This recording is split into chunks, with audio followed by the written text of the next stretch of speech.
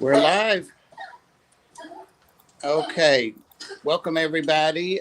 Pam is here, and Sarah's having some trouble with her audio. She can't hear us, and she can't hear me. For a brief second, I heard something. Okay. With her audio, she can't hear us. I hear you now, but now you're going to echo. For a brief second, I heard something. You're hearing Pam's echo. You're hearing me echo? Yeah, but that may be the only way she can hear me. I can only hear you if you're going through my speakers. I hear you now, but now you're going to echo. You're hearing Pam's echo. I hear I'm afraid you're going to hear my echo. Me echo? Yeah, but that may be the only way she can hear me. I hear her. Evidently, she can hear the YouTube, but she can't hear us on StreamYard, is what I'm gathering. Yeah, Patrick says StreamYard's been acting up. So I suggest we pick one of you, whichever one you'd rather. Pam, whichever one. She can't hear us on StreamYard, is what I'm gathering. Whichever one she'd prefer to listen to. Yeah, I can't hear you on StreamYard. I can only hear you on YouTube. Yeah, if I turn YouTube off, I don't hear you. Why don't at all? I'll just kind of stop and taking a minute for it to communicate so it doesn't get too confusing, Bob. For me to be able to hear it. It's not too confusing. Dragon Lair said it's working. I keep changing it's settings. It's not too confusing. Apparently today it's confusing. I'm confused. Dragon Lair said it's working. I keep changing it's settings. It's not too confusing. Apparently today it's confusing. I'm confused. Dragon Lair said it's working. I keep changing it's not too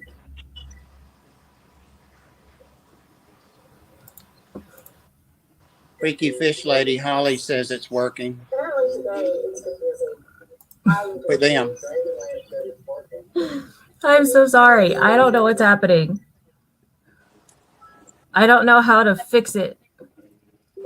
Freaky Fish Lady Holly says it's working. Well, I guess if everybody else can hear it, but I am only hearing like echoes. I don't know what's happening. I don't know how to fix it. And my husband keeps texting me and making a lot of messages, and I wish he would stop. Well, I guess if everybody else can hear it, but I am only hearing like echoes. I don't know what's happening. I don't know how to fix it. Okay, since the chat can hear me, I'm going to go ahead. For those of you that don't know, this is Sarah of Sarah's Snake Shop. Okay. And she let me just get a different headset. Awesome breeding and sells snakes, primarily corn snakes. And she has finally been able to release a new brood of her corn snakes. And I asked her to come on and show us those and answer questions about corn snakes. She normally does a Friday evening stream, and she's directed her people to come here to this. So she's not going to be able to stream this evening. So we've had Sarah on before, and she's a wealth of knowledge. General snake, but specifically corn snake. So we're delighted to have her back and thrilled to have her back. And I have got myself shackled, my hand shackled, so I can't get to my credit cards when she starts showing those snakes. So can you hear Sarah? I cannot hear. I can only hear you once you have gone through YouTube. Okay. But hi, we're doing our best. Sorry, it's super weird today. I have no idea what's going on. Yeah, I plugged in a different my earbuds instead. So you'll be able to see questions in chat from people? Yes, I can see questions in chat, and I can kind of hear you now. It's awesome. Not the way it should be. Well, we'll make do. Okay. We'll make it work. We'll make it work. I'm sorry that it's been so weird. I don't know. You handle snakes all day long. You can do anything. Come on. Here we go. Yes, sure. Okay, hold on. Let's see. Okay. I gave you an introduction, and talked about you had some snakes to Okay. show us, some new ones. Yes. Sorry that the it was so weird there. But yes, I do. I have new babies. Yeah. Well, And this is why so normally I was late getting in the chat too, guys. It was like 25 after, and if I'd been there at a quarter after, we could have probably worked through this. But anyway, so I take the responsibility for it. no. But we're fine. We I have no prob- time limit either, so we're fine. Okay. Okay. Now I can't turn you down, so it just life. It's life. Okay. Well, hello. Sorry for the weird beginning, everybody. My name is Sarah from Sarah's Snake Shop. I have been breeding corn snakes since 2011, and I pretty much I just love them. I love them, and I started selling them pretty much as soon as I could. The first time I hatched baby corn snakes, it was like Christmas in July, and I couldn't stop after that. So I've been hatching babies every single year since 2011. 1 year was very slow. I think we only had 2 clutches, but ever since then, and this year's been the biggest year yet. There's a lot of different morphs, and I look forward to showing them to you. I have a lot of babies over on the side for you guys today.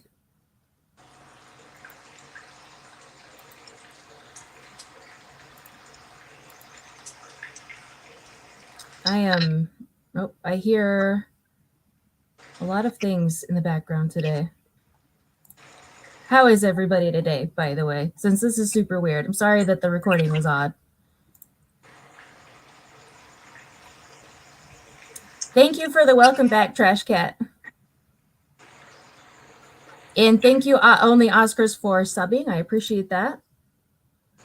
I am trying to read through chat at the same time. Oh, already got a sub. Awesome. Yeah, thank you. I appreciate it. Let's see. Most of these guys are fish and reptiles, so. Okay. I'm kind of also fish and reptiles. I only have 2 fish tanks right now, but. Hey, Jamie. Jamie's my volunteer buddy. We volunteer at the Ark. Welcome. Oh, yeah. Hi. Okay. Trying to get everything set up so I can see everybody here. So I guess since this is as weird as it's ever been, I might as well go ahead and start showing people snakes. Is that reasonable? Yes, ma'am. This is your show. Okay. Well, I'm just on your show. You're the important one. Thank you, Freaky Fish Lady. Appreciate it for the sub. Okay, well, I'm gonna start out. Oh, we get to see babies now. Yay. Oh yeah. Yeah, I have, let's see, a little over half a dozen over here. So I'm going to start with the ones from last season that have not been sold. And I'm hoping that you guys will feel sorry for them and want to buy them because they definitely need homes.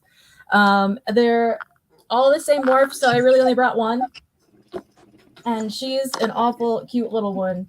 And I don't know how she hasn't found a home yet. So here's Caramel Tessera, little girl. I have a ton of Caramel Tessera females left from last year. And they all are very unique. Look at that belly. That's amazing. And they're very sweet. I was actually planning on having her out when we first started, but with everything going on, it didn't work out. And she's just, I have her and 3 or 4 of her sisters who are very sweet, a very good size for anybody who's like wanting their first corn snake. So I know that that's kind of something, like not everybody here is into snakes, but if you are wanting snakes, it's always good to get one, especially if you don't have one yet. It's good to get one that's like well established. She's a really good size. Like you'll still be able to see her grow. Her and her sisters are all about the same size, but they're not like so big that you can't kind of see them get older. You know what I mean? A lot of people want little tiny babies because they want to like see them grow up, and I totally understand that. But like especially if you have young kids or whatever, it's always great to start with a yearling, and I have a few of those. She's very curious and very mobile today. But there she is. I don't know if my camera will focus on her face. There we go. Aw. You know, she's one very thing, cute. one thing, Sarah, that I came to realize after keeping reptiles for 4 or 5 years, and especially snakes for 3 years, I guess now, is that I do love to get them when they're babies and grow up, but I also want some babies, so I've started getting adults now. Yeah, yeah, and that's one thing. Like, if you want to breed, it's definitely nicer to get one that's a little bit older. I myself just recently bought a pair of Het Palmetto adults. Oh, wow. I don't have them out here. Excuse you, madam. Madam, tomorrow's their Mm-hmm. feeding day, so Mm-hmm. she's excuse you. It doesn't hurt, by the way. She's not hurting me. She's just trying to see if I'm food, and she's now realized that I'm not food. So, yeah, tomorrow's their feeding day. She's probably like, "Why haven't you fed me yet, Mom? What's going on?" So, there's a yearling, and if you are looking for a well-established one, and you feel as sorry for them as I do, take one home. And I've priced them about the same price as the babies, so so that it's not going to be. I know that the price can sometimes deter people from getting ones that are a little bit older, but I've priced them only just barely above baby prices, so that they'll still be affordable for people who might want something a little more well established. There's those. And I have, like I said, a whole other pile of babies in there. So I guess I'll ask the chat, what are your favorite colors? Hey, And Don. I will try to find one that is in there. Do I taste yummy? Yeah, I don't think she thinks I taste yummy. She didn't keep eating me, so I would say no. Hey, pretty girl. She's like, just give me the food. What are you doing? Why are you holding me? Men are all hungry tonight. Yep. Tomorrow is my feeding day for everybody, and she's definitely ready for it. I love that belly on her. All of her and her sisters all have really unique patterns. Another checkered belly. Orange. I do have a few my orange, favorite so color we'll is start with that. neutral color. Okay, I have some of that as well. All right, I'm gonna put her back. Since she's a yearling, she's in kind of a bigger enclosure. So there's her. All right, we'll start with a little more orangey with this little one who decided it was a great time to take a bath in her water bowl and get bedding stuck all over her. All right, we have a little AML girl. I have a bunch of her. I have her and her sisters as well available. There are mostly females in her clutch, but you know, they're all doing really, really good so far. And I really love her look. She's also really sweet. She's the one that's a little bit closer to like a reverse Okatee. And so I wouldn't say that she's exactly a reverse Okatee because her saddle borders aren't quite as thick as a reverse Okatee's, but she's definitely got a bit more of a unique look compared to the rest of her sisters. These are all ones that are available, by the way. sarahssnakeshop.com is my website, and they should all be up there. And those links are going to be they're posting all the links, so you guys know where to go. But Miami phase is yours? Well, I think that you might feel a little lucky later because we will get there. So there's her. This came from one of my halos. So if you see any amelanistic babies from me this year, they all have a halo parent, and which means they have those bright yellow borders. And so she might be like orange with bright yellow borders as an adult. The yellow takes a long time to come in, so we don't know for sure yet if she's going to get that, but there's definitely a possibility of it. She's got bedding all over her. Well, I have a couple of questions that I kind of know the answers to, but I want to make sure I do since I've got the expert here. How big, how do you determine when a corn snake is old enough, big enough, heavy enough, whatever enough? It's easy with ball pythons, its weight, but how do you determine when a female's ready to breed and or the male? And number two, not related, is when you said you had a couple of palmettos, a pair that were het for palmetto. I think I know what that means. Will you explain that to everybody? Okay, sure. So I will start with the first question, which was how do we know when the adults are ready to breed? And with females, the general rule is the rule of threes, we call it. So that's 3 years old, 3 feet, 300 grams. And so some females might reach 300 grams a little earlier or a little later. I have some females that don't reach 300 grams till they're 4 years old. And then I have some that pretty naturally just get there by like 2.5 years old.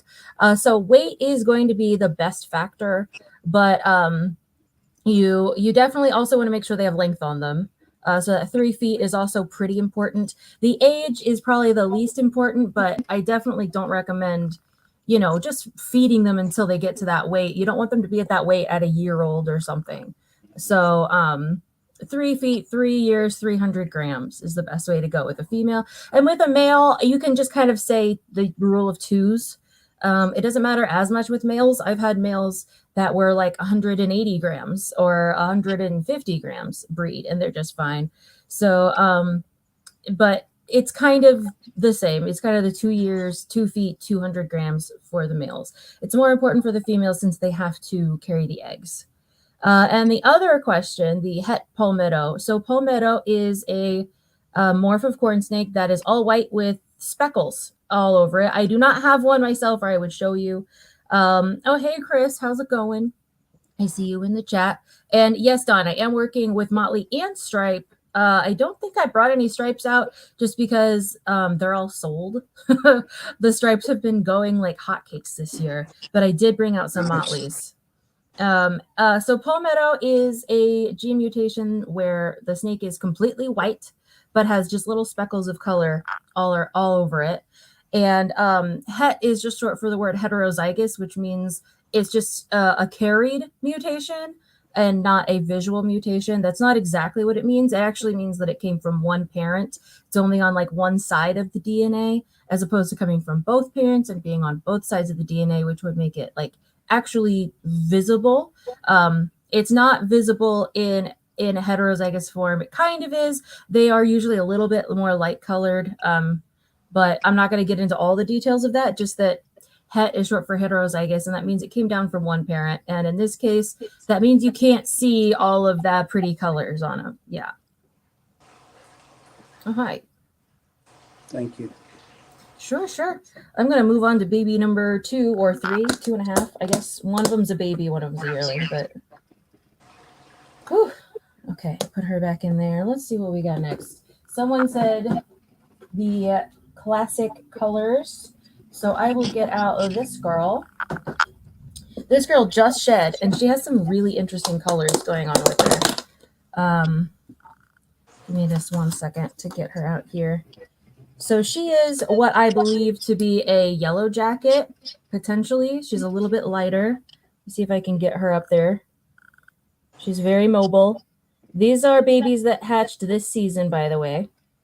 So she's got some of the natural coloring. She will definitely get a lot more like orangey, brown, red as she gets older. But right now she's kind of just got the very normal baby looking colors on her. And babies are just naturally a little bit more mobile than adults are. So if you're looking at them going, wow, that snake's moving around a lot, that's just baby snakes, which is kind of another reason that I often recommend yearlings, because they're just going to calm down a lot easier than babies will. Oh, she's so cute. I love the colors. Yeah, she's her parents are amazing snakes. They're amazing looking. They have great personalities, great feeders. That's kind of one thing that I try for in my collection is to, for one, make sure that they are handled pretty regularly. And for two, to make sure that they're eating really well. As much as I love breeding for beauty, to me, breeding for personality is more important. Yeah. And of course, like they're beautiful anyway. Like when was the last time you saw an ugly corn snake? I mean, maybe some scaleless are a little ugly, but you know. I like her head stamp too. Yeah, let me see if I can move her back in. She's got the penis head going on. Ah, I was looking at it from the other direction. Or you could say it's a heart. We'll turn it the other way. Yeah. There you go. It's a heart. That's what it is. So there she is. She's actually a very sweet snake. You'll see she hasn't even tried to like strike at me or anything. She's just a wiggle worm. That's it. She's just a wiggle worm. So there she is. Very cute. I have, and someone else mentioned Miami. I have another baby that's kind of Miami-ish. I have not labeled it as a Miami because I just don't like, neither of the parents really showed any Miami look to them.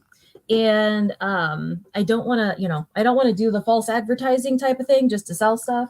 So, but it does have a little bit more of a Miami look than your average. Let me see if he's in here. I may not have grabbed him. Oh no, I don't think I grabbed him. I do have one baby. I don't have him with me, unfortunately. I thought I grabbed him, but I did not. I am sorry. However, I do have another classic that is actually a bit more red. So the one you just saw was a little more orange, and this one is a bit more red. Give me a little one. Okay. All right, so here we've got another normal, and you can really see the difference in the color between the last one and this one. All right, there we go. We're focused. So this one's more of an okatee, definitely got a lot more red, and is a little bit more docile, just like won't sit still. I just want you to see the colors. It's very difficult at this angle. There we go. You can really see he's a lot more red than the other baby. Yeah. And so he's probably going to be like really, really red when he's an adult. So if you're looking for more of like a red, this guy actually came from an okatee line. So he is like technically an okatee. I'm not exactly sure how thick his borders are going to be when he gets older. But as of now, I think he's looking really, really nice. I just think his colors are coming in really, really well. And him being this red at this age, he's going to be like popping as an adult for sure. So does anybody have any questions or any comments? Let me read. Let's see, Alabama normal corn snakes are not pretty. That can be true. I have seen some not so great looking wild corn snakes. Butter and caramel motts are your favorites, as well as stripes. You've been breeding corn since the 90s. Nice. Let's see. Produce the first sun-kissed snows. That's awesome. Okay, awesome.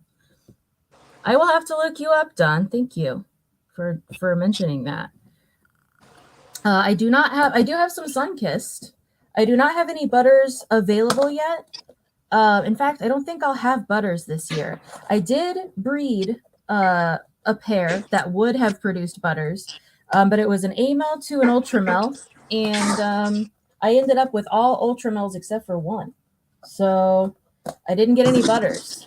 The one that was actually, I got one butter, but it's not ready to go yet. So I opted for the new hatched babies to probably not be stressed on the camera for the moment. However, I do have sun-kissed, and I will get sun-kissed out. I have a few sun-kissed, and I'm honestly really surprised that nobody has gone after them because they're from okatee lines, and they're just gorgeous. Hold on, let me get you out of here. And I think most of them are females too, which is interesting. Usually the females are the first ones to go, but this year I've actually sold more males than females. And that's just weird to me. I don't know. But here is the sun-kissed girl. Let me get her there. I don't know if you can see her very well. She's actually also a mask. She's got the similar colors, but you can tell she's a lot lighter colored than the last one, and she looks like she might poop on me. Please don't poop on my keyboard. So there she is.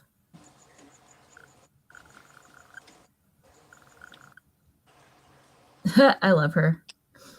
And she almost sold the other day, but I met with a kid, and him, of course, I would not just meet with a kid. And the mom wanted this one, but the kid wanted a different one, and so they went home with a snow instead, actually. So there's a little sun-kissed baby. And for those of you who are wondering, sun-kissed is different from normal because it does have a little bit different of a pattern. The average sun-kissed has more like of the orange blotches or fewer orange blotches than a normal. So I've gone through and counted myself, actually. I've gone through hundreds of photos and counted saddles from the neck to the ventral area. And on average, the sun-kissed have fewer saddles, and the normals have an average number of saddles. But then there's Cinder, which is another one that has more saddles. So when you mix sun-kissed, which has fewer saddles, with Cinder, which has more saddles, you get what is known as a shatter, and it's because the pattern just completely, like, it looks like it just shatters out. It just explodes because it doesn't really know what to do. It's like fighting for to become bigger, to become smaller. So that's why shatters are called shatters and why they look like shatters.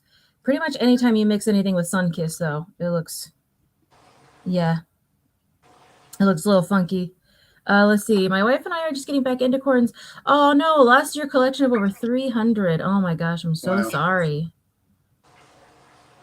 Yep, the AC went out. I did have that happen once.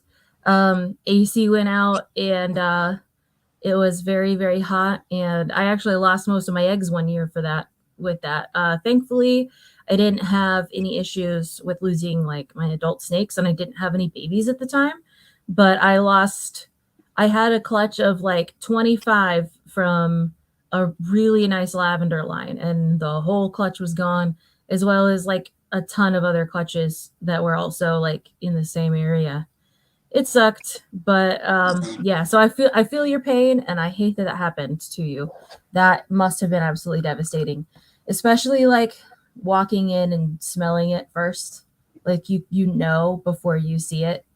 That's the hardest part. That's the hardest part for me, is knowing it before you have to see it.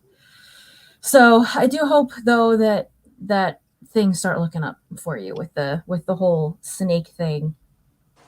It's a really good year this year. Everybody said it was going to be a bad year. Everybody told me, don't breed corn snakes this year because you're not going to be able to sell them. They were wrong. Thankfully. Sorry. No, go ahead. What sort of, and I imagine it's individualized, because, I do pet adoptions at a shelter. But what kind of screening do you do to adopt a snake for people to get a snake? I'm usually pretty good at just knowing, just by talking to someone, if they are going to be a good fit. So if they are already breeders or something like that, and I've seen the way they keep their animals maybe online, or a lot of times I'll ask them to send me pictures of their setups. Then I kind of know already that they know how to take care of the animals. They know what they're doing. Especially if the setup looks if they send me pictures of the setup and it's obviously terrible, I'm going to say, hey, this may not be the hobby for you. But so when it comes to people who have already had snakes, in my opinion, as long as they are already taking good care of the snakes that they have, there's not much of a screening process additional to that. That is the screening process. They've already been through it. They already know what they're doing. But for people who are new or otherwise less experienced, I guess, I usually just tell them everything that needs to be done. I tell them that I am always available for questions or concerns. And I just kind of make sure that hey, can you afford everything that this animal needs? So I think that's one of the biggest things. And I have a whole list of guidelines of questions that I give people. Here's a list of questions to ask yourself about owning a snake. And those questions are one of the questions is, if you have a significant other, are they okay with the animal being in the house? Are they okay with having the animal? Because there are times when a husband will get a snake and then the wife freaks out and then they have to return it. And that's not fair to me. That's not fair to the wife. That's not fair to the snake. And so that's one of the very first questions I ask. And maybe people feel like they shouldn't have to ask their significant other, but I know that in my house, I always make sure, even though I've been breeding corn snakes way before I met my husband, I always have that discussion with him before I bring a new project in or anything like that, to make sure that he's okay with it. And I think that that's really important for anybody. You know, it's I wouldn't want him to bring home a dog without asking me. So I'm not gonna, you know, send an animal to a home where it's not gonna be wanted by half the people who live there. So that's one thing. And, you know, other questions like, if you have children, you know, are you prepared to, you know, have this for basically the entirety of your child's life in your home? So it's like, be prepared. You know, it's like, okay, your kid is 6. In 12 years, your kid might move out. Your corn snake is going to live longer than that. So are you prepared to have this snake longer than you're prepared to have your child in your house? That's kind of another thing. And it's mostly just a bunch of questions like, hey, I'm not trying to get you to not want this snake, but I am trying to get you to think as critically as possible about this pet, because I'm not going to be here to take it back just because you don't want it, or I don't want it to be released out in the wild because people are ignorant about it. And that's another thing, is I always make sure that people know, okay, do you know where the nearest veterinarian is for this animal?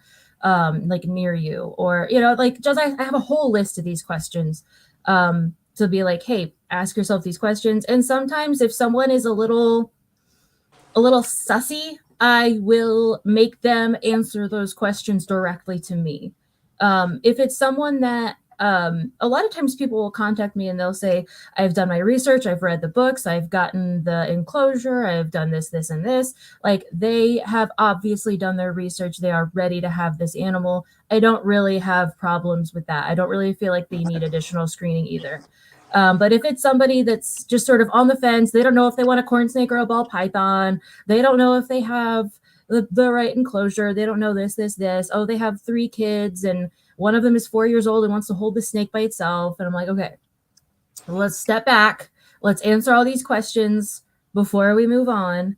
And sometimes the answer is, hey, this may not be the best time for you to have a snake.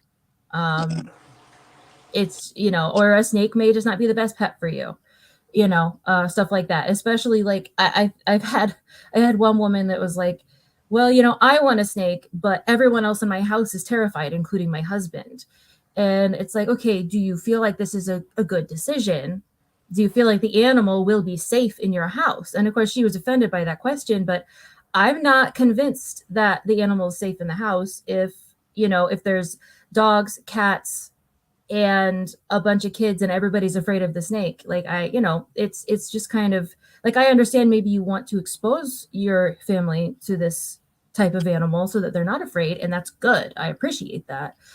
But it may not be good to get a tiny baby corn snake as a starter for that, because that's really hard on the snake. That's actually a lot of pressure to put on a snake, especially a baby.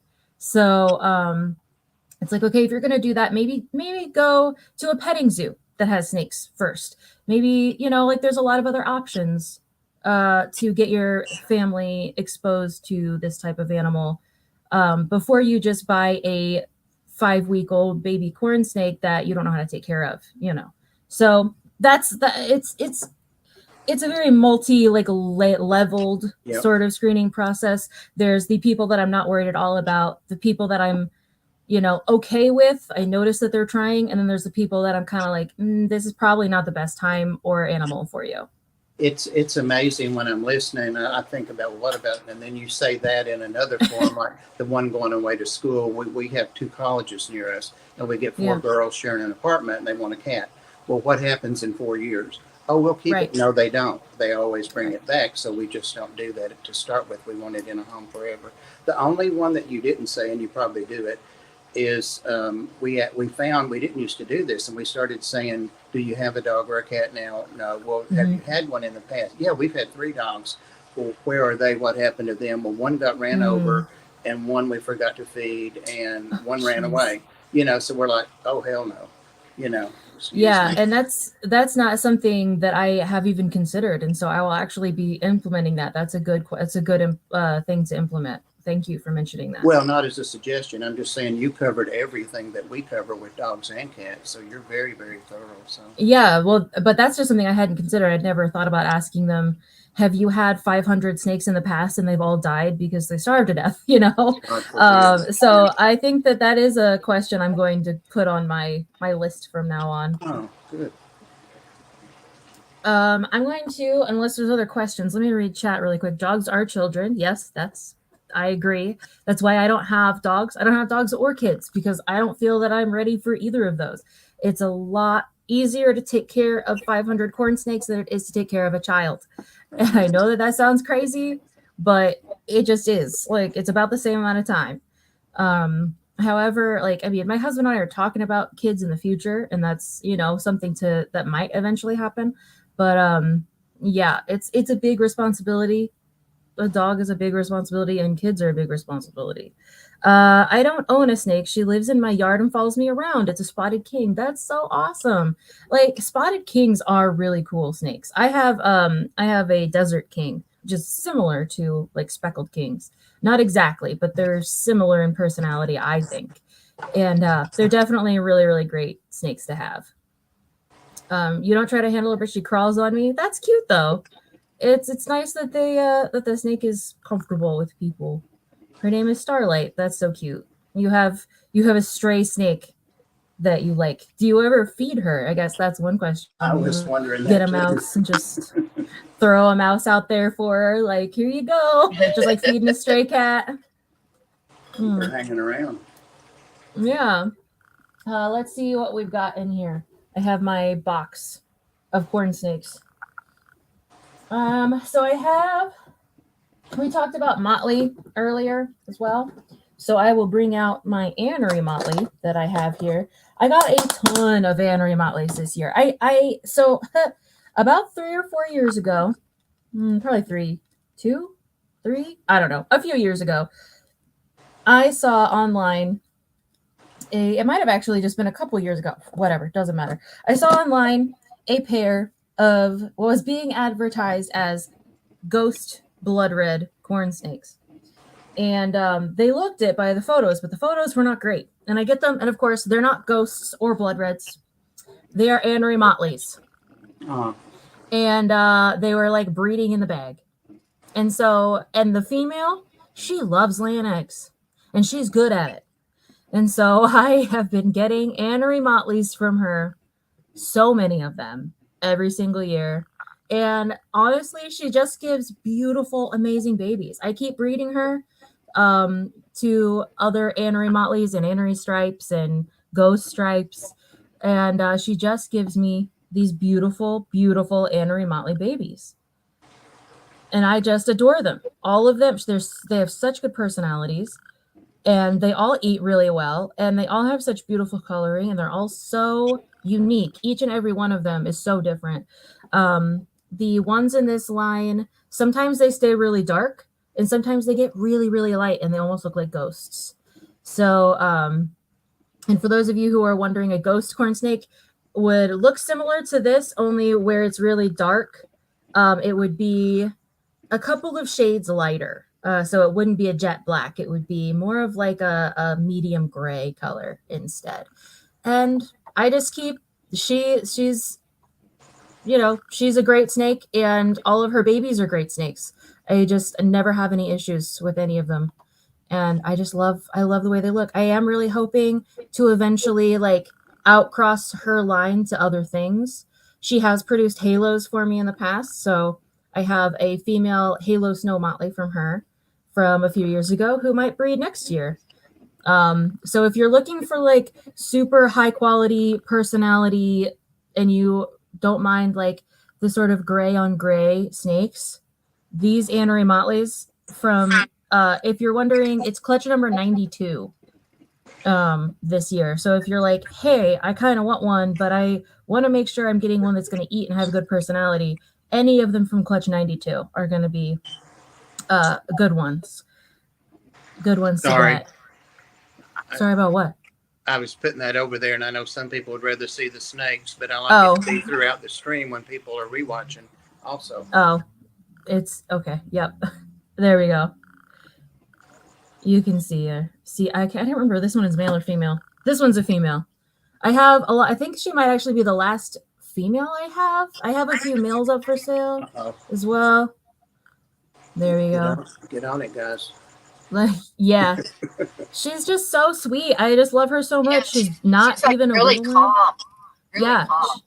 Yeah, all of the babies from this line have just been phenomenal. Even though it's not what I purchased, this line also is the line that produces all of the stripes as well that I have. And you know, it's like it was one of those happy accidents. I ended up with a male and female instead of just two females, which is what I thought I was buying. And of course, it wasn't the morph that I bought, but it ended up really being good for my collection regardless. Let me see. Okay, so you said you might try to feed Starlight. She looks healthy. That's good.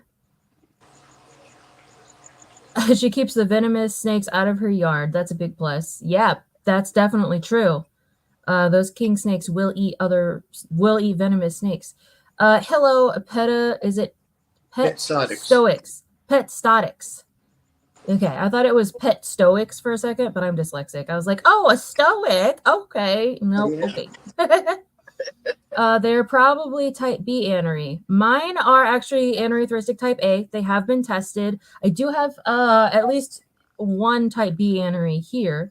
I have my charcoal lines not completely separate from all my aneries. That's not true. I was gonna say they're separate from this line. But here, I'll show you the eyes if you're wanting to see. So the type A's have the light blue eyes. Can we see your eye, girl? She's so calm and sweet. I just love her so much. I can't keep them all. So the super light colored eyes usually indicate anerythristic type A. And I'll bring out the anerythristic type B that I brought, which is also known as charcoal, so that you can kind of see contrasting a little bit. Yes, Dragon, I'm reading chat again. Yes, Dragon had a copperhead problem before she came a few years ago. Oh my goodness. That's awesome. I'm glad that that's been taken care of for you. All right. Yeah. So clutch number 2023-92. That's where these babies are from. And I might have more females. I'm not sure. I do know that at this current point in time, I have more males than females. I had more females than males, but then I started I started feeding them more, and then more males kind of caught up, if that makes sense. So I started out with like 5 females for sale, and then some females got sold, and then the males started catching up with the feeding schedule and eating. When I determine when babies are ready, when they have eaten either 3 consecutive meals that are completely unaltered frozen thawed pinky mice, or if they've eaten 5 that are non-consecutive at minimum. So like I feed my babies twice a week. I usually feed them either Saturdays or Sundays, depends on my schedule. And then depending on whether it's Saturday or Sunday, I will feed them again on either Wednesday or Thursday. So there's 3 to 4 days in between each feeding. And most of the ones from, at least the females from 92, have eaten every single time I have offered. And the males will eat at least once a week. So sometimes, like I said, I offer twice a week. And even if they don't eat like every single time I offer, as long as they've eaten at least 5 times over the course of like 5 weeks or so, then I will go ahead and put them up for sale. I want to make sure that everybody's feeding and everybody's healthy and everybody's good to go before they go to new homes. That's one thing I always hated about some other breeders that I know, is that they're just like, oh, I just send out babies out of the egg. Like they'll just sell them for, $70 or $60 flat right out of the egg, which is fine if you're buying wholesale and you're a breeder and you already know what you're getting into. Not so great if you are a new keeper who is just getting your first corn snake and you get a baby that's not eating. Like there's nothing that drives me insane more than that. So yeah, I have feeding guarantees on everybody. Unless otherwise stated, like sometimes I do have on my website. First of all, I have a corn snake mystery box on my website where you can pick between 1 and I think 5 corn snakes, or 1 and 3 corn snakes to fit your budget. So you're like, okay, I have $200. I'm going to go and just see what snakes I can get. Let's see. I think that I have a like $200, like where you can get 2 different snakes for a total of $200 or something. And if you don't care about the morph, you just are here for personality. You can get a mystery box and say, hey, Sarah, just please send me one with a good personality or 2 with a good personality. And I will pick those out myself and send them to you if you don't care about the morph or whatever. Or maybe it's the other way. Maybe you don't care about personality and you're like, just give me something pretty. And I'll pick those out for you instead. And then I also have, excuse me, like some wholesale out of egg stuff for anybody who is like a breeder or needs to stock shelves and they already know how to feed snakes, get babies going. So there's something for everybody. Like I try to make it so there's something for everybody, and so that everybody has everybody can get a snake no matter what your budget is for the most part. If you don't even have $100 to spend, I'm going to say you probably can't afford a snake, period. At least not in this economy. But that's kind of where it's like, if you have at least $100 to buy a snake, there's something in there for you, for sure. Let me grab, I did mention charcoal. So let me get my little charcoal out here.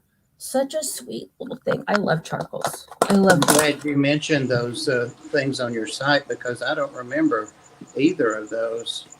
So I need to get back on there. They're pretty new. The Yeah. mystery box has been on there since about this time last year, I think. And then the out of egg wholesale thing, it's just going to be temporary while I have so many babies hatching. But I figured, like if there's somebody who just wants that, that's an option. Here is a charcoal. There we go. And you can see, look how dark the eyes are in comparison to the other one that had the super light blue eyes. I'm And sorry. look at that head stamp. Wow. Oh, yeah. Let me look at you. I can see. I always look at head stamps. There we go. And I love the belly on this one. I don't know. It's shiny. I don't know. So I have a few different charcoals as well. This one is a slightly more lighter colored charcoal.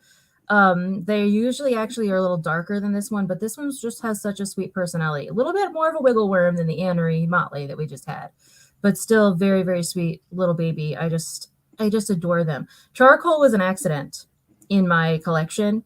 My very first corn snake was a normal that I got at a pet store when I was 18. And I decided after I started breeding to just try to breed him to stuff because I thought if anything ever happens to him, I want to have some of his babies. I want to always have his line in my collection.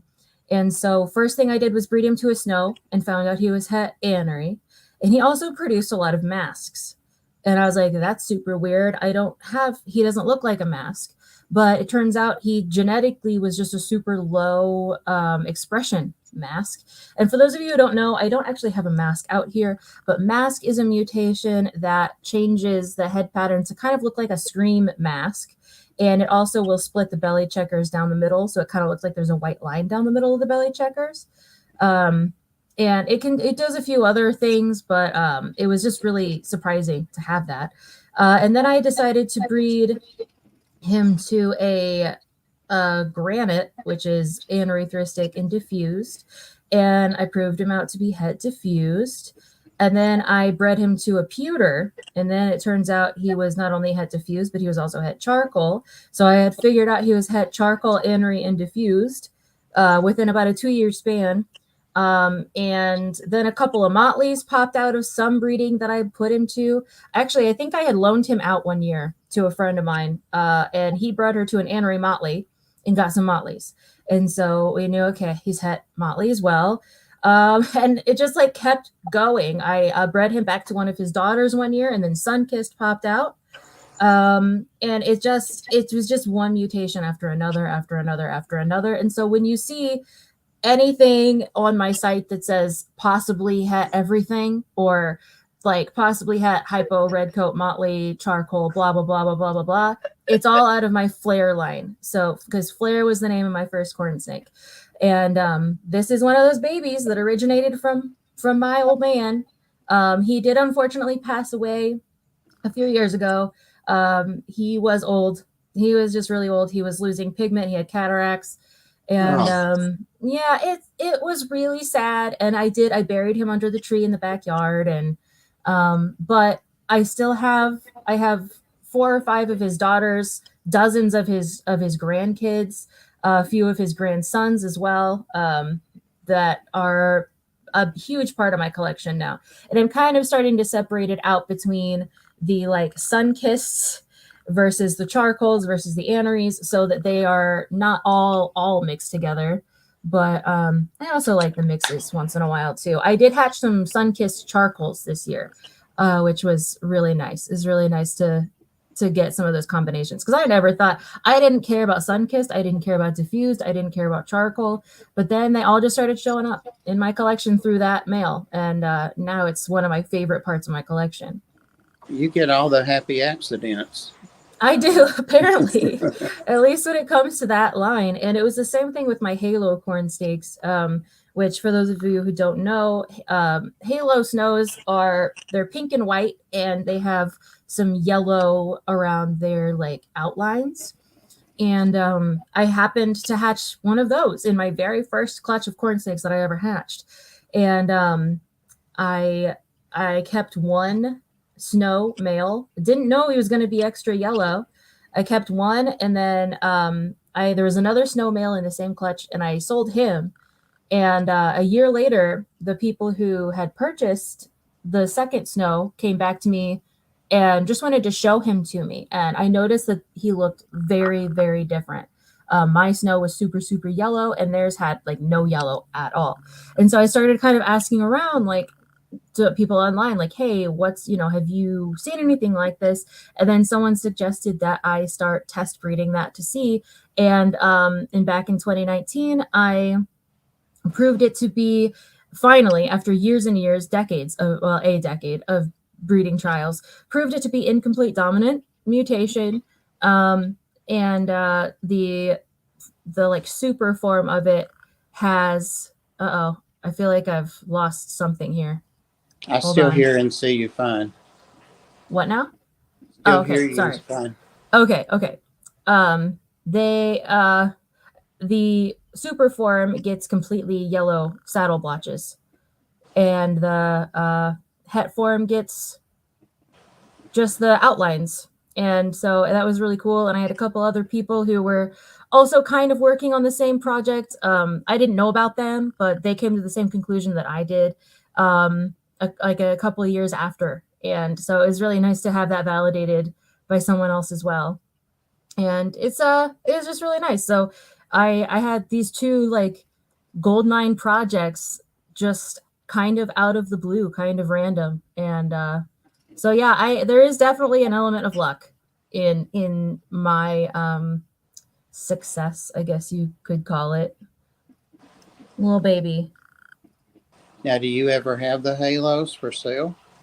Yes. I have, I have about 50 snows right now. I only have 2 or 3 of them up for sale because I don't know for sure if they're halos yet. And so I just I'm trickling them onto the market as regular snows right now, because I don't know yet how the yellow is going to come up in them. But then once their yellows start to show, Freaky Fish Lady, this is from clutch number 97, and it's number 3. So if you are looking, that's what to look for on my website for that one. Let's see, what else? What was I saying? I forget already. And while you're talking to Freaky Fish Lady, I saw that rude comment you made, Holly, up above about, remember what I said about the credit cards. Credit cards are for emergencies. So credit cards are for emergencies. Yes. I did not see the comment. She said, remember what I said about hiding my credit cards or something like that. Oh. It wasn't really rude. It was rude for what I was paying. Oh, gotcha. How dare you suggest you know what? Snakes are an emergency. I need a female to breed to this male next year. That is a need. Right. I have one more baby to show you guys, and if I forgot to finish a sentence, please let me know what I was saying, because literally the moment things come out of my mouth, I forget that they were ever in my brain to begin with. So the last one that I have here right now is an anerythrostic type A that's not a Motley. And hello, come here. This one is from kind of a newer line in my collection. They're from an, let me double check and make sure that I'm not going to tell you the wrong thing. Okay, so this one is from a Okatee line to my Flare line. So the Flare line is in there from my original male. But the mom is an Okatee that happened to carry the Anery mutation. So there's that little baby. And this one also should have slightly lighter eyes as well. Let me see if I can get a good angle here. Come here.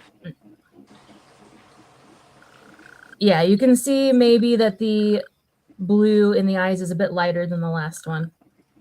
And a different head stamp. And yet a different head stamp. Yeah. There's all kinds for the most part. Some of them, my charcoal Sunkiss, which I did not bring any out. So my husband had to work on my computer, which could be why I had so many issues at the beginning of this.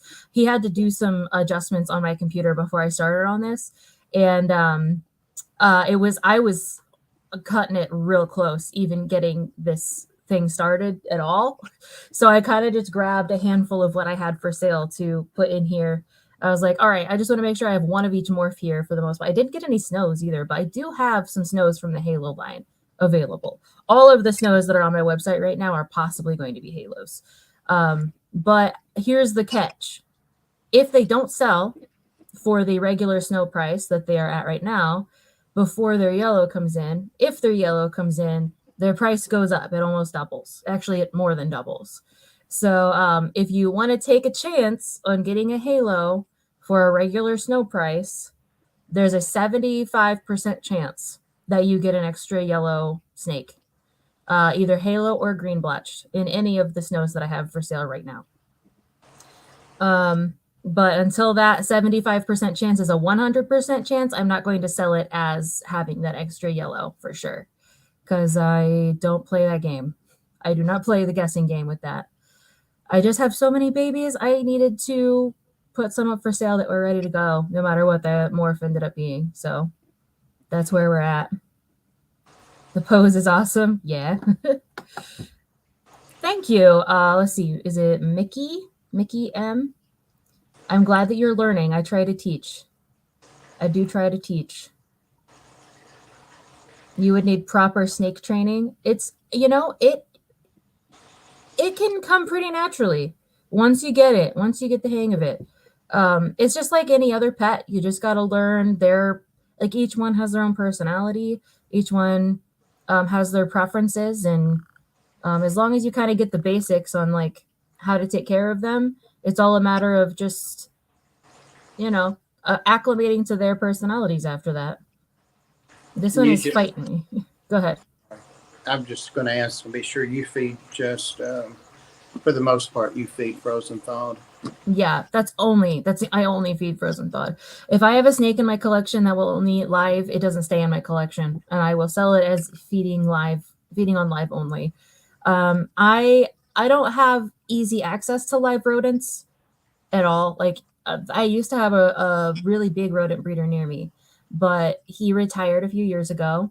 And so pretty much since then, I don't do anything with live rodents anymore.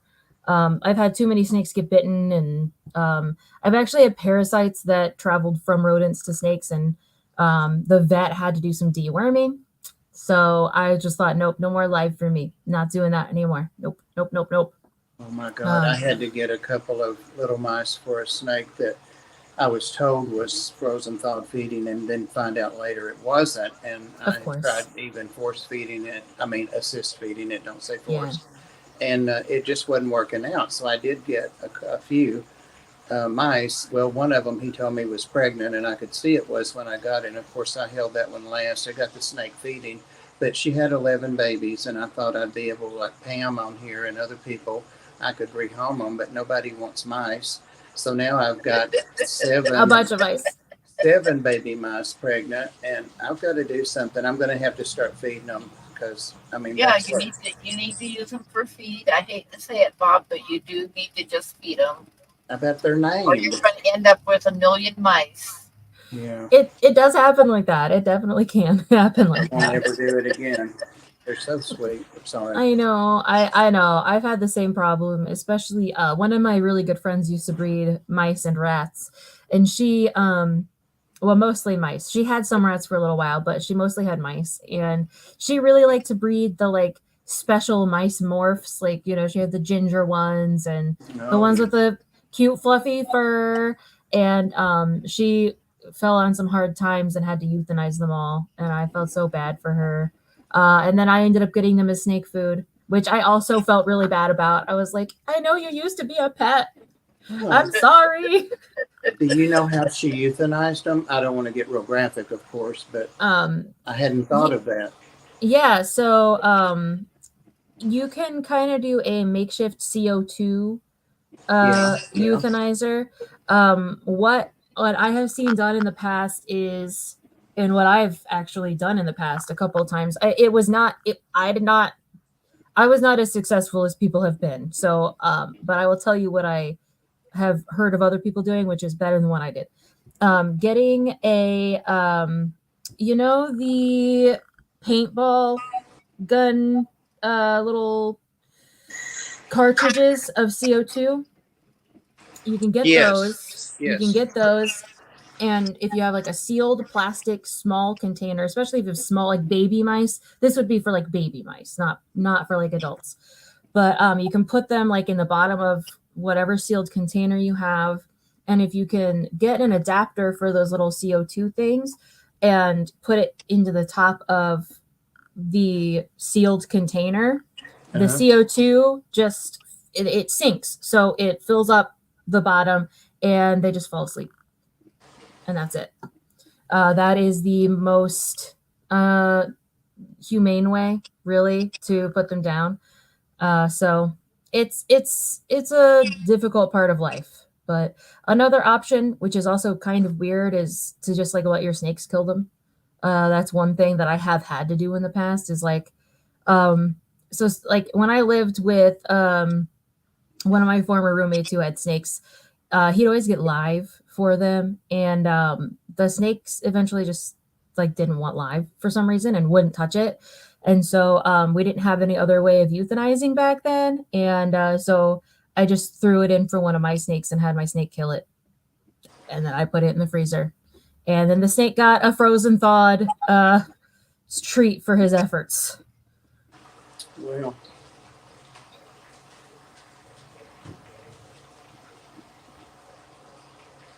can't feed rats because you have so many pet rats. I know. I hate it too. I hate it.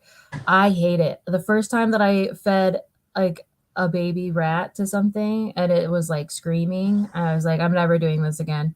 Never, never, never, never. Nope. No, thank you. So I feel that on how they grab them. You know, if they grab them by the head, it muffles, and it's just not a happy scene. Yeah. For anybody. Yeah, exactly. See, I would think the same thing can be done for dry ice or baking soda and vinegar. Probably. If it creates CO2, then yes, definitely.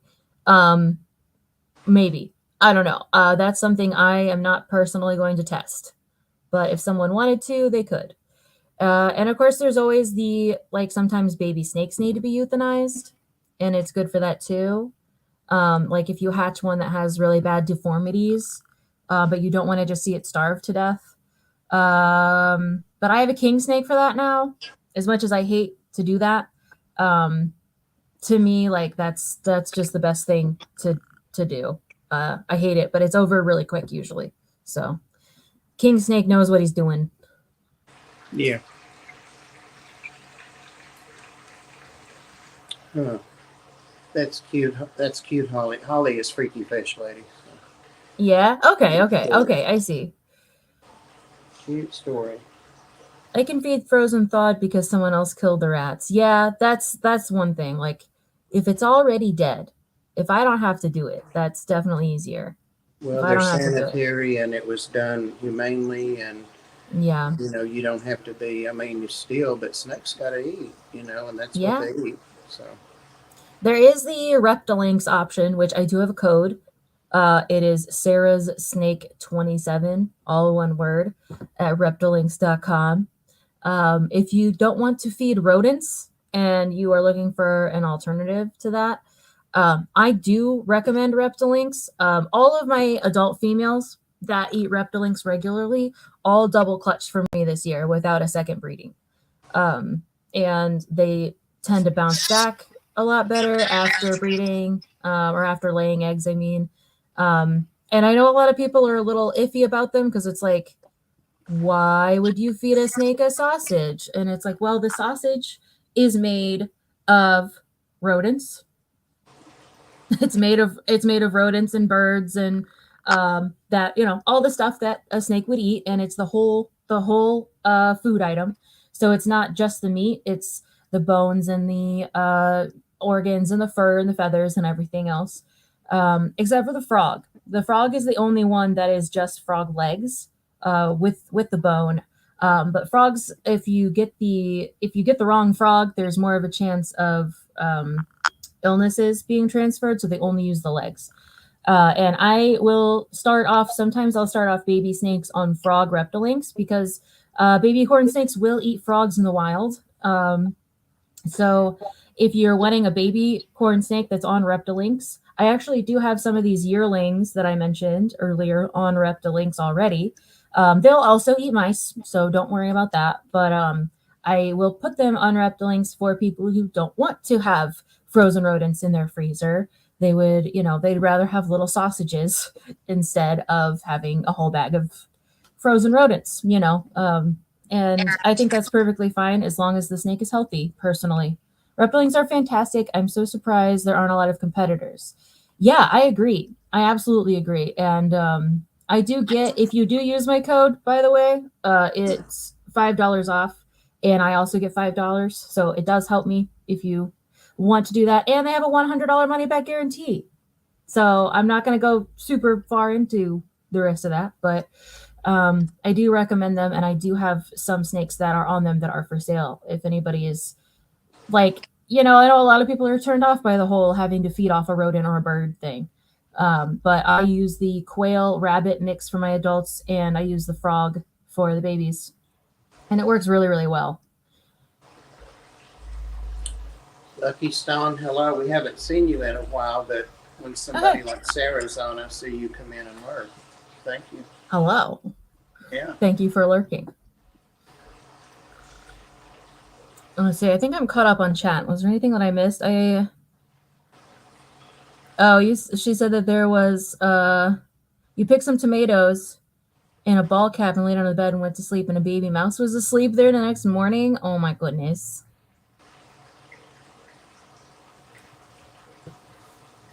It sounds super cute. I actually have a wild baby. Well, it's an adult, I guess, now, and it's in I took it away from my cat. I thought it would die, but it's fine, and it's the cutest thing in the world. They're like half the size of feeder mice.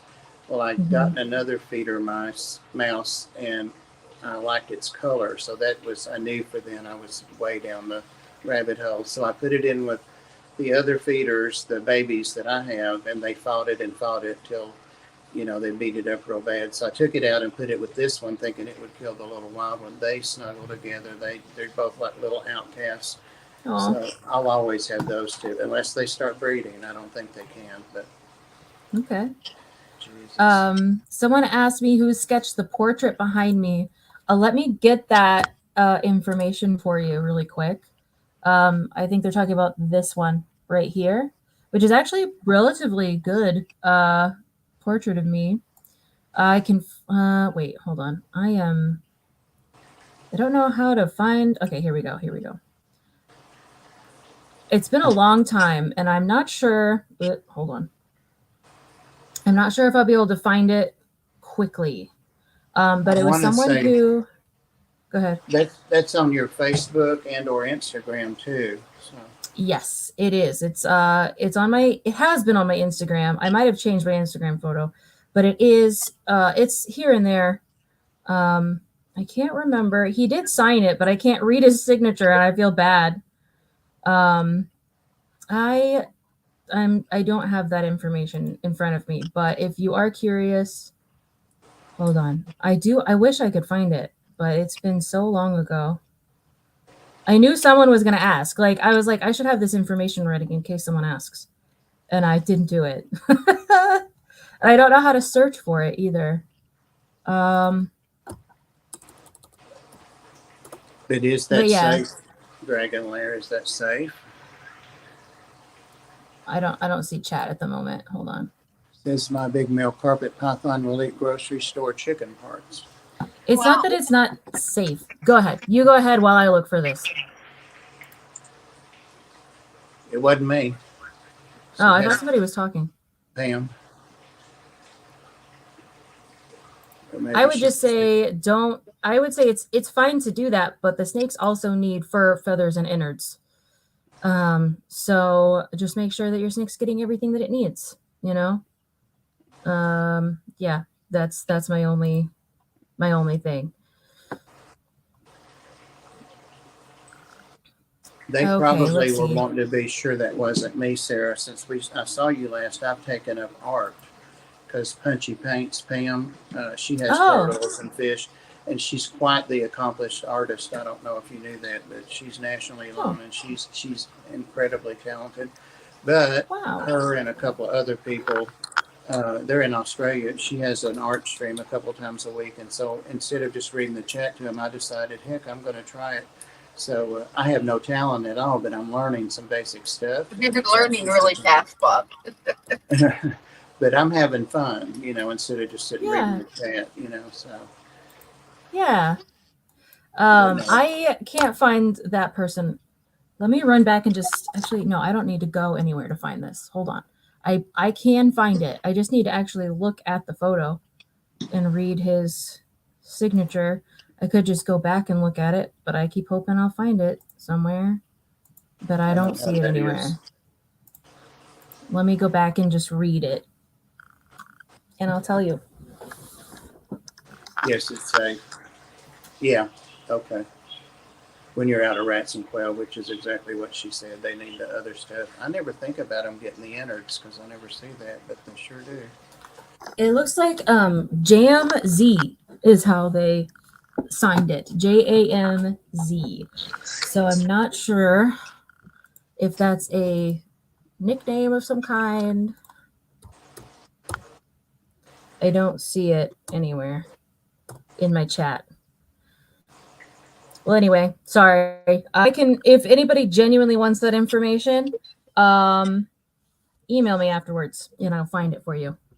My email is in this chat everywhere. So, and I'm sorry. My Instagram right now is Joy Princess Sarah, all one word. I do plan to change it to being Sarah's Snake Shop really soon. Just like for the moment. That's what it is. It was my personal Instagram, and now I've kind of just been only posting snakes on it for a while. And I was like, well, it's about time I just officially make it the Sarah's Snake Shop one. This little one is getting kind of antsy, so I'm going to put him back. Oh, wrong container. There we go.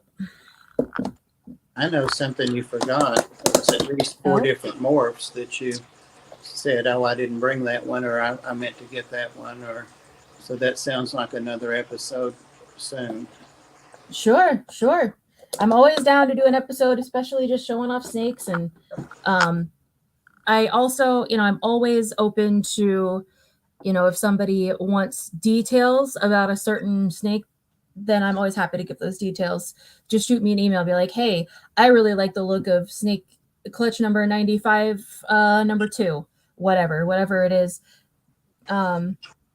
Then I'll be able to go in, hold it, and say, it's a little bit of a nervous snake. So if you're fine with a nervous baby, it would be okay. But if you're unexperienced, maybe this isn't the snake for you. And so that's always an option. If you have any questions, if anybody in the chat has any questions, like feel free to message me anywhere or email me or whatever, anywhere, because that's my job. I feel like that's my job as a breeder. And I want to be there for you. I want to be there for you. I want to make sure the snake has a good home and is comfortable. I want to make sure you're comfortable. I want to make sure that you get something that you love and that will love you back as much as it can. It's a snake, you know. But You're not just a breeder, you're quite the educator too. And you are I try to published. be. I forget to mention that you are published. So Yes, I do have 2 corn snake morph books. They are written for the beginner in mind. So if you are completely lost on what any of these morph terminologies mean or anything like that, that is what my book is mainly for. It's short. Oh, that's cool. There's photos that show pictures of all of the basic morphs. It doesn't have everything. It's not going to have every single combination. There's literally over 1,000 combinations of corn snakes now. Jesus. So I'm not going to be able to give you pictures of every single combination, but there are photos in there of all of the base morphs. So we talked about Anery, we talked about Motley, we talked about Sunkiss, we've talked about Stripe, Charcoal. All of those have photo examples in the book, as well as a general description of what they look like and where they came from. So if you are also curious about the history of the morphs, that was kind of my whole thing. I started writing it for myself because I'm really interested in history of everything. I was a philosophy major in college, and I did it because I loved the history. I loved how philosophy shaped our current form of thinking, and how especially the ancient Greeks shaped the way we think.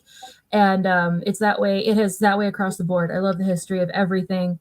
And so I started just collecting this information for myself, like, oh, I want to go back and just see what the history of charcoal is. And for those of you who are wondering, they were found on an island along with or near some other anerythristic types, and I believe Kathy Love was the first one to prove that out.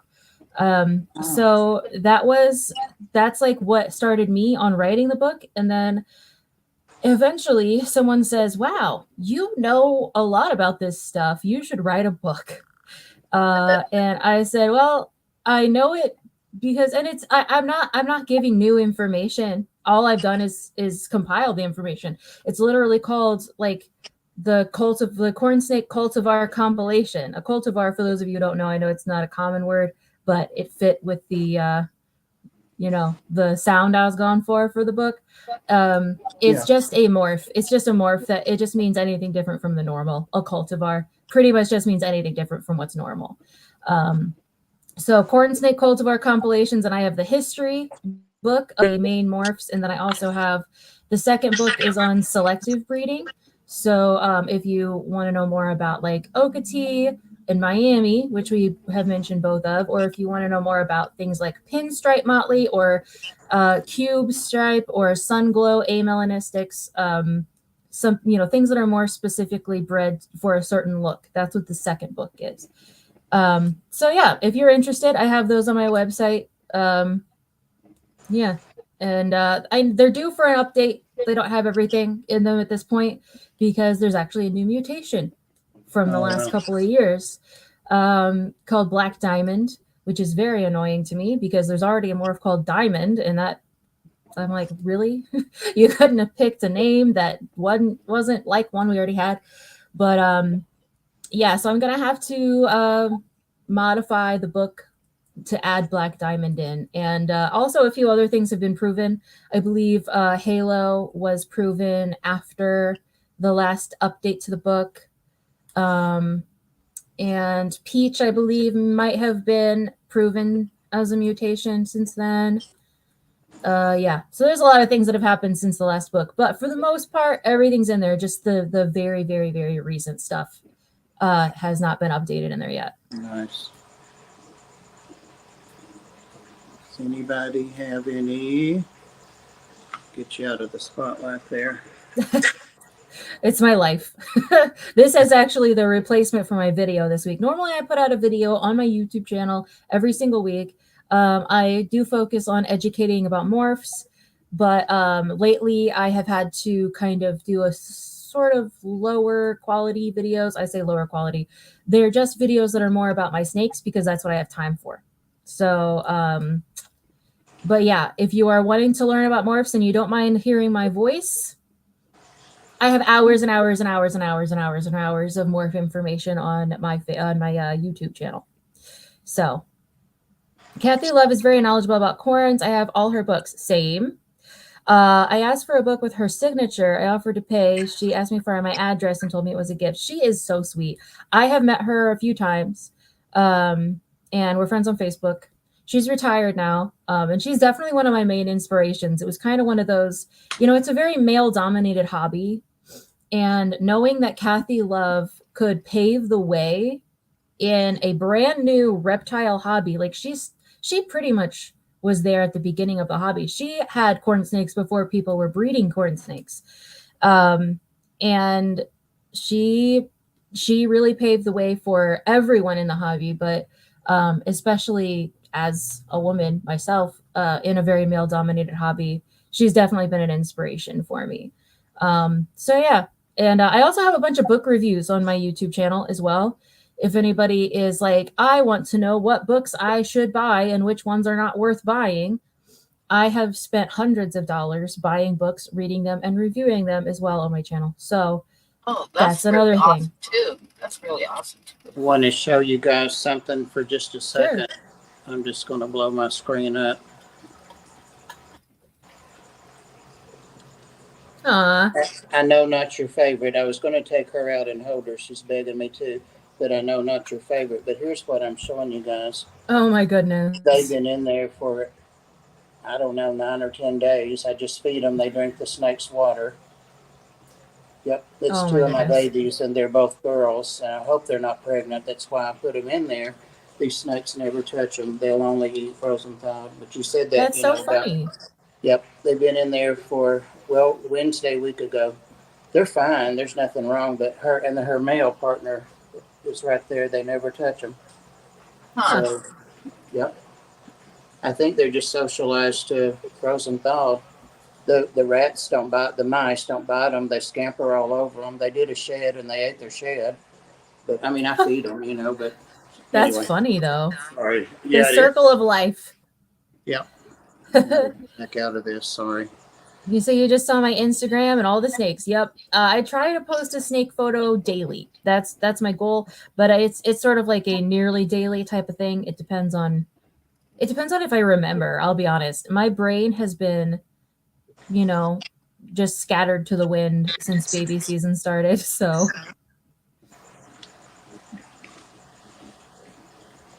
Now I've got myself just up there.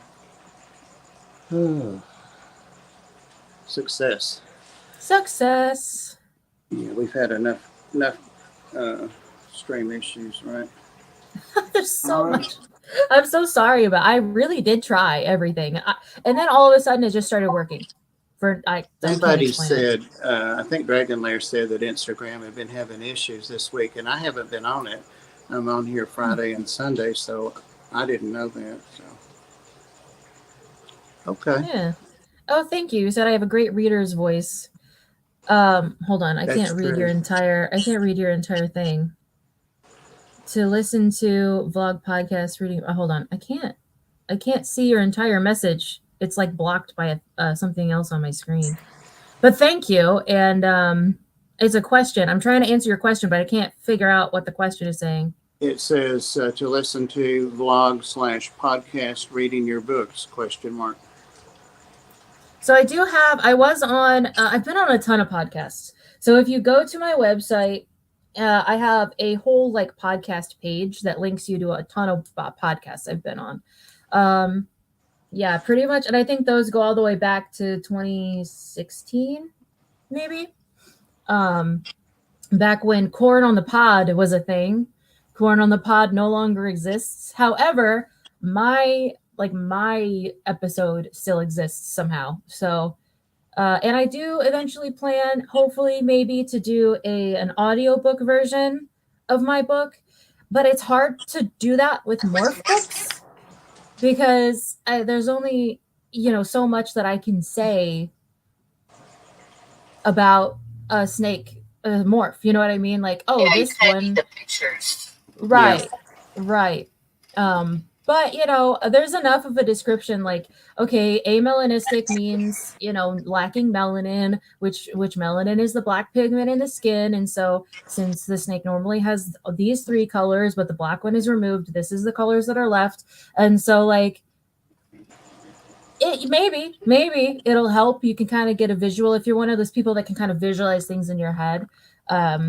Some people can't. I can, unfortunately, too much sometimes, but yeah, if you, I might do that. We'll see. There's not much of a demand for it. I've had maybe 2 people mention it over the last 5-6 years. So, Well, I agree with it. So that's 4. okay. Yay, 4 people. 4 people, 4 of us now. No one has said anything, but if it is true, I want to take pride in it because my hearing's not the best. Is your cat laying there asleep? Me? You have a cat up there. I have 2 cats. My tuxedo is outside of my door. So if you're hearing him, it's very likely that he knows I'm in here and he knows it's dinner time.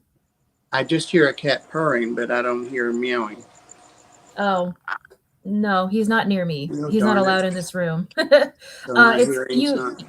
you might be hearing the fan from my laptop. I have a fan that's underneath my laptop that helps keep it cool. Okay. Yeah, that's probably what it is. So Oh, you still do well. have good hearing. It's just not a cat. That's all. Not a cat? Okay. Well, when you bend down closer or bend up with the snake is when I would hear it. And I thought, gosh, Oh, because my cats, I don't ever let them near the snakes when they're out, but they lay on top of their enclosures and everything, and the snakes are not bothered by it, or they don't appear to be. They go up and smell them and all that. So yeah. I mean, as long as everything is copacetic, that's all that really matters. You know, at the end of the day. Yep. Okay. Does anybody Yeah. else have any questions or comments? And thank Definitely. you for staying longer than Oh, sure. normal. Yeah. More- A cool name for your business would be Morph Reptiles or Morph Snake. Oh, MOHR? Yeah. Yeah, you have no idea how many times I've gotten that joke. I almost did that. I almost did more snakes, but there's already a more. There's already a Mohr in corn snakes in MOHR. Jeff Mohr. He is an old school breeder. I think he's out of the hobby now. But there was already a Mohr snakes, and so I couldn't do that. Darn it. Which is what are the odds, you know? Like there's only like a tiny handful of Mohrs MOHR like in the entire country. And it just happens to be someone distantly related to me, also into corn snakes. And he was a professor, I think. He had a doctorate. I don't know. Everybody called him Dr. Mohr. I don't really know. I never met him, so I don't know. Craig's catfish is from down under, so you've got Australian people watching you now. Oh, nice. Hello, And Australia. I think JNN is in Canada, but it's been so long since I've talked to them that I'm not sure, but we've been subscribed to each other's channels for several years. Nice. Well, hello, Did everyone everyone. remember to pay admission? Hey, Coro. No, you were supposed to take admission, so this was a freebie for us tonight. There you go. Why am I not getting any commission from these admissions? I What? started to say, and she did it gratis for us. So, and it was great information. If you didn't see it, Coro, you'll be glad to go back and watch it for sure. Always happy to. Always. I can talk about snakes forever. So, you know. Well, what It's I my life. love about you is that you educate you don't just give a quarter answer, you give a $10 answer. It may take 5 minutes, but you make sure that it's understood, you know, that you don't just blow people off, you know. So Yeah, I really try. And sometimes that can be a bit of a negative because I talk too long. I remember when I was first doing videos on YouTube, they were like, it would take me like an hour and a half to record a video, and I'd have to spend a ton of time cutting it down. I've learned to kind of condense things, but one thing that I learned that I was good at a long time ago is making things digestible for people because it's complicated. Genetics are complicated. Morphs Yes. are complicated. All this stuff is really complicated. But somehow in the course of my life, I learned that I was really good at making things digestible and meeting people where they are. So it's like, okay, you're starting at ground zero. You don't know anything about anything. I will meet you at ground zero. Or, oh, hey, you've been in this for a few years. You're just struggling with learning the genetics. Okay, I will meet you where you are. And I try to also put that through in my videos. I have my morph deep dive series for people who already know about morphs, but they want like the nitty gritty. And then I have my morph intro series as well on YouTube for people who don't know anything about morphs, but they just want to know, hey, why does my snake look a little funny? So I do try to have something for everybody. That is, yeah, that's, and I'm just really awkward with ending my sentences. That's kind of probably the worst thing. No, I think you do an awesome job. Thank you. I appreciate it. And I do appreciate you having me on as well. Well, Mickham, I'm glad you said that, because Sarah, perhaps coming on more streams, can spread knowledge and snakes around the U.S. But she does her live streams on every Friday, but I was going to ask her if she might be interested, at least for the short term, in like setting up something on a more regular basis, like every 6 weeks or every month, or, you know, she has a weekly thing already, but just so we know it's going to be then, you know, like I was desperately trying to find somebody last week, and she couldn't get the message, you know, till after the stream. So, yeah, I felt bad about that. I don't think that I could have done it last week anyway, but yeah, well, if you would rather just go ahead and schedule something out rather than just all of a sudden me popping up and saying, how about this day? Yeah, and I'm fine with that. I'm fine with a once a month or something like that. Awesome. Thank you. Awesome. Yeah, that'd be good for me, because it's also one less video that I have to make during breeding season, which is exactly. great. This week, I normally try to get a video out every single week. Usually every Friday at 5:15 Eastern time, the premiere will go on. But with baby season, and I've also taken on a lot of other things. I also just got affiliate on Twitch. I do not live stream snakes on Twitch. I live stream video games on Twitch. I have not given anybody my Twitch name. I'll type it in the chat. If anybody wants to follow me on Twitch, I can't even there. If anybody wants to follow me on Twitch, copy and paste. That's me. It doesn't look like me, but it's me. It sounds like me. Trust me. So I've been. Say what? I said, are you there, Pam? She's better with the buttons. Okay. Yeah, if you want to just like copy and paste that in chat. Nobody knows that that's me. But you do. Now the world does. That's fine. I don't care. If you like to watch people play video games on Twitch. So that's another thing I've been doing in my spare time is streaming video games. Yeah, I don't know. But yeah, I'm definitely happy to be on whenever you guys want. Like, where am I from? I am from Indiana. Yeah, the secret's out. Oh no, more followers on Twitch. Whatever will I do? Yeah. Where does it say where? Oh, and YouTube vids better if you show vid stream regularly. Yes. So if you post on a regular basis, it's a lot better, which is why I try to at least put something up every single Friday. That's even if it's just a very basic, like kind of vlog style. Lately, I've posted a lot of videos just like me feeding snakes. Just like, hey, I'm feeding snakes anyway. I have my phone in there anyway. So I'll just record feedings and make that a whole video. That's kind of been the main thing I've done lately. And I've also done, I've been doing some like care guide reviews online as well, which is somewhat easy content for me. So I've run out of books to review. I haven't completely run out of books, but I've run out of books that people care about to review, or at least have told me that they care about. And so I thought, well, I'm going to start maybe doing care guides online, because sometimes you get an online care guide and it is not a good care guide. So I found 2 or 3 of those, and sometimes I've been reviewing those as well to kind of help give people an idea of what I personally consider to be a good or not so good care guide. And yes, I also do consultations on my website. It's $10 for a half an hour, or roughly 10 questions through messaging if you would rather go that way. The reason I say 10 questions through messaging is because during a half hour, because of the, you know, I'm very long-winded. It usually takes about 10 questions in a half an hour when I'm doing a video chat with somebody. So Yeah, I have consultations if you want to talk to me personally. Just keep it snake related. Please do not ask me personal things about myself, unless it's like, what video games do you like? Then I'll answer you, but don't ask me, what, inappropriate shops I like to go to, because I've had those questions too.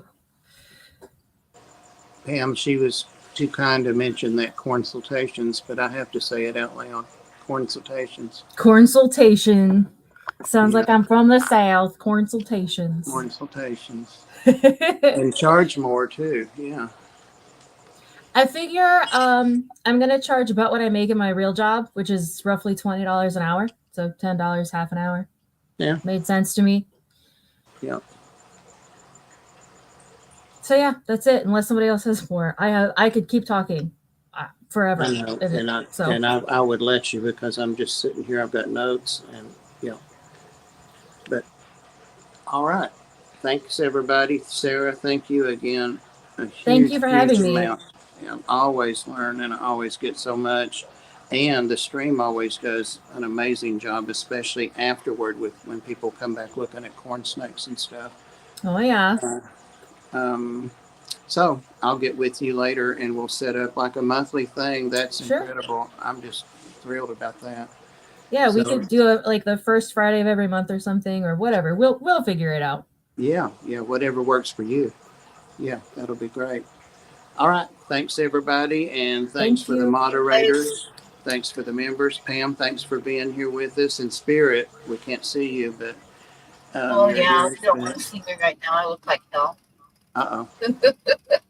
Sarah, huge thanks. And guys, be sure and go over and check out Sarah's channel because everything on that is just like this was. Lots of information to learn while having fun and looking at snakes. So, all right. And looking at a beautiful woman like myself, how could you resist? I almost asked you a while ago on the last close-up, Sarah, your eyes are so pretty. What's that color? And I thought, you're an old man. Don't make it creepy, Bob.